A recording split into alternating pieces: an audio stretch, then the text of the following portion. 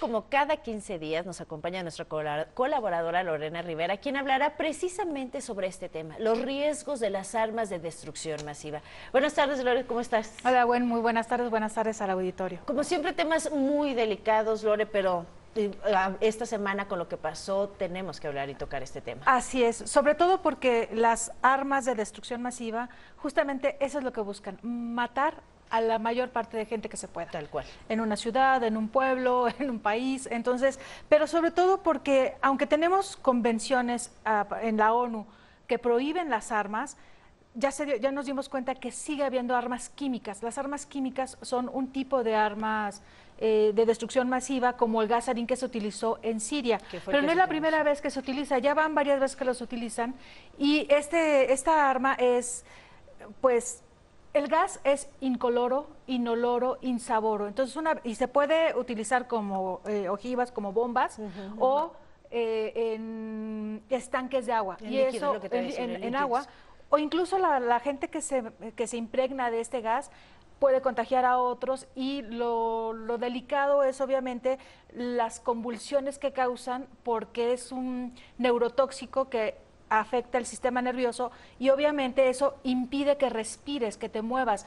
Por eso todas las imágenes que estuvimos viendo en los impresionantes, días cómo les pasados, faltaba la respiración, en lo que es consecuencias en las vías respiratorias y cardíacas, ¿no? Exactamente, porque cuando dejas de respirar puede venir un paro respiratorio y obviamente el desenlace es fatal, la muerte. Así es. Y esto es lo que busca, sobre todo que hay sufre mucho la gente con este tipo de armas, porque no es inmediato la muerte, sino que es un periodo de minutos, de hasta una hora, en que te puedas morir de asfixia, porque esto es lo que causa el gas sarín. Y las afectaciones es según la cantidad, también tengo claro, ¿no? Es las cantidades. Por eso también veíamos cómo con mangueras de agua mojaban a la gente que había sido impregnada para tratar de que eso que dices que estaban en la ropa se lograra despejar. Exacto, porque donde haya caído la bomba, la gente que está ahí alrededor es las víctimas mortales.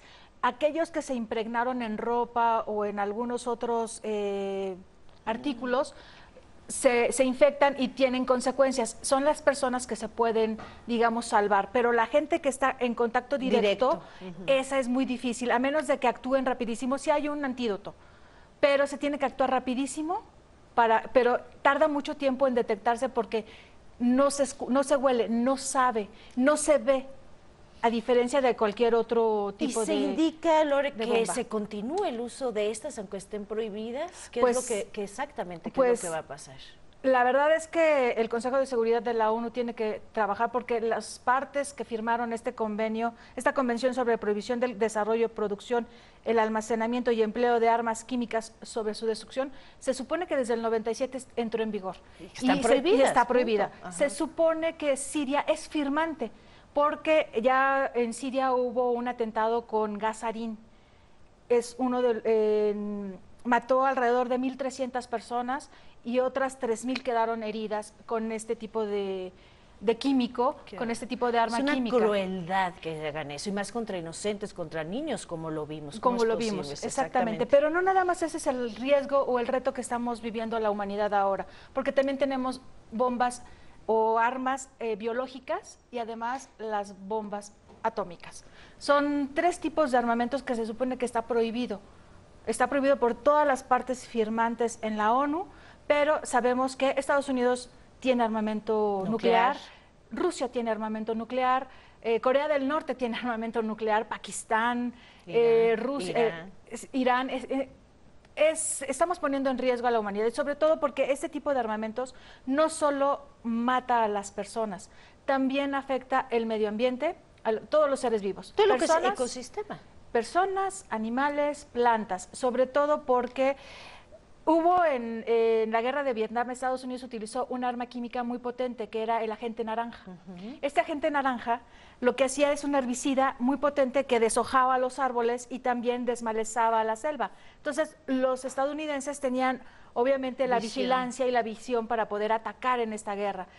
Hoy día todavía hay consecuencias en personas, en animales y en tierras que tuvieron contacto con con este agente naranja. La Segunda Guerra Mundial que nos trajo las bombas atómicas en Hiroshima y Nagasaki, hoy día todavía tenemos gente en estas zonas de Japón con las secuelas de la radiación, cáncer, claro, malformaciones, generaciones futuras todavía podrían tener ese tipo de alteraciones genéticas a partir de las consecuencias de una bomba nuclear. Entonces, tomando en cuenta que Bashar al-Assad, el señor Donald Trump, Vladimir Putin son bastante belicosos, el mundo está en un latente riesgo. Estamos poniendo a la humanidad realmente en riesgo porque no sabemos cuál es el siguiente ataque, con qué tipo de armas nos van a sorprender.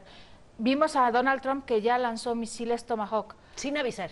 Sin avisar, el Congreso no lo aprobó. Así es. Entonces, no sabemos cómo vayan a reaccionar. Obviamente ahorita todo el mundo está criticando y está manifestando su desacuerdo tanto con el ataque con gas sarín como el ataque de Donald Trump hacia esta zona de Siria, donde se supone, dicen, que están los armamentos químicos de los rebeldes en esta zona de Siria. Así simplemente, si se desataran más ataques y que se usaran estas armas nucleares, imagínate cuánto sería la destrucción tal cual, masiva, de tantos países con armas nucleares y que se usaran. Tienes cantidades, ¿no, Lore? Exactamente. Si hubiera una guerra nuclear, que esperemos no sea, alrededor de 1 billón o más de 1 billón de personas morirían al instante.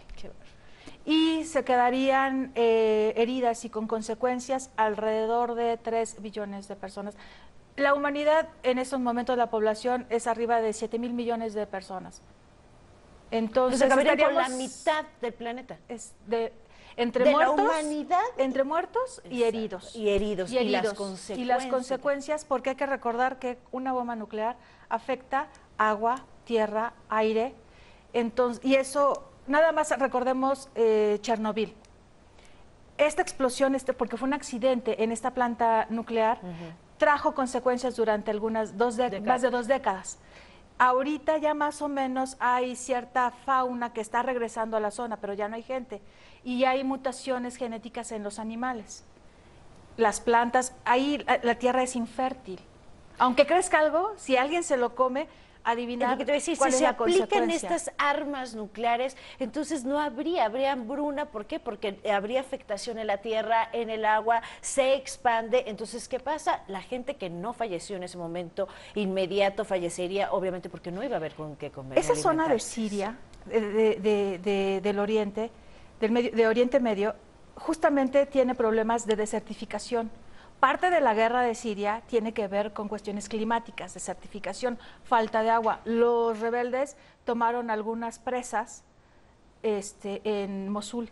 Entonces, sí es un poco complicado porque son muchísimos elementos muy difíciles de entender sobre todo, y si tomamos en cuenta la cuestión climática, la desertificación, la falta de agua, y luego los rebeldes, y luego tenemos a un presidente como Bashar al-Assad que no hay conciencia. Exactamente. Esa es la palabra. El riesgo a este pueblo y a la gente, sobre todo a los niños, los desplazados, ahí los tenemos, ahí están. Se cuentan por miles. Por miles. Pues esperemos que estas armas nucleares no lleguen a su Lore, porque obviamente toda la humanidad pagaríamos las Esperemos que las químicas y las biológicas tampoco se utilicen, porque esas solo afectan a los seres vivos. La infraestructura, los edificios quedan intactos, pero la gente muere. Lore, gracias por esos datos, son muy duros, pero son reales y esperemos que no pase con esto. Muchísimas gracias, Lore. Gracias. Gracias.